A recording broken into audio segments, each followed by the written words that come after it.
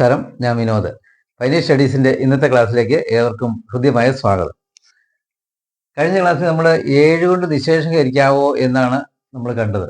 ഇന്ന് 11 കൊണ്ടുള്ള നിശേഷീകരണം എന്ന് വെച്ചാൽ ഒരു സംഖ്യ കണ്ടു കഴിഞ്ഞാൽ അതിനെ 11 കൊണ്ട് നിശേഷീകരിക്കാവോ എന്ന് എളുപ്പത്തിൽ എങ്ങനെ കണ്ടുപിടിക്കാമെന്ന് നോക്കാം.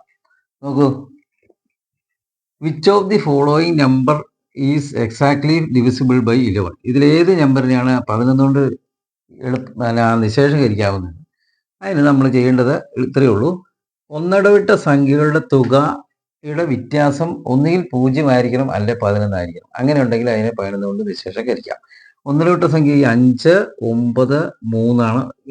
അതെ, 5 അധികം 9 അധികം 3 എന്ന് പറയുമ്പോൾ എത്ര കിട്ടും? 9, 5, 14, 3, 17 കിട്ടി, ഒരെണ്ണം അല്ലേ.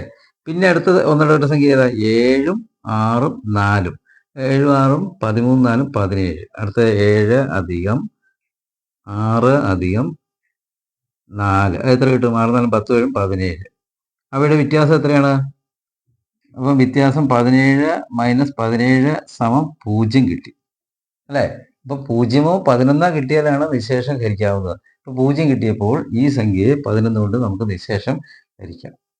അടുത്തത് നോക്കിയേ, 1, 2, 7. അപ്പം നോക്കിയേ, 1 + 2 + 7 എന്ന് കിട്ടുമ്പോൾ എത്ര കിട്ടും? 7 × 3 10 കിട്ടി. അടുത്ത 8ഉം 8ഉം കൂടെ കൂട്ടുമ്പോഴോ 8 + 8 ഒന്നിടവിട്ട സംഖ്യകളുടെ തുകയാണ്. 8 8 16 ആണ്. അവയുടെ വ്യത്യാസം കാണണം. 16ൽ നിന്ന് 16 - 10 = 6. പറ്റുമോ? ഇല്ല. 0 അല്ലേ 11 കിട്ടണം, അങ്ങനെയാണ് നിയമം. അപ്പോൾ 0 ഇത് 6 കിട്ടിയത് കൊണ്ട്, വ്യത്യാസം 6 കിട്ടിയത് കൊണ്ട് ഈ സംഖ്യയെ 11 കൊണ്ട് നിശേഷം ഹരിക്കാൻ പറ്റില്ല. അടുത്തത് നോക്കാം. 2, 4, 1, 1. 2 + 4 + 1 + 1. 2, 4, 1, 1. എത്രയാണ്? 4, 2, 6, 1, 7, 1, 8.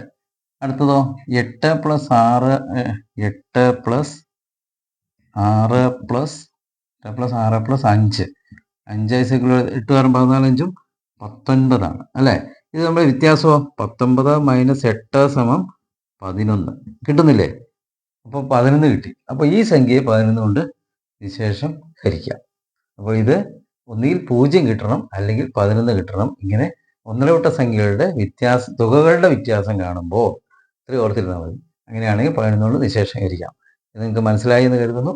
ഇന്നത്തെ ക്ലാസ് ഇഷ്ടപ്പെട്ടെങ്കിൽ നിങ്ങൾ ലൈക്ക് ചെയ്യുക, ഷെയർ ചെയ്യുക, സബ്സ്ക്രൈബ് ചെയ്യുക, കമൻറ്റ് ബോക്സിൽ അഭിപ്രായങ്ങൾ രേഖപ്പെടുത്തുക.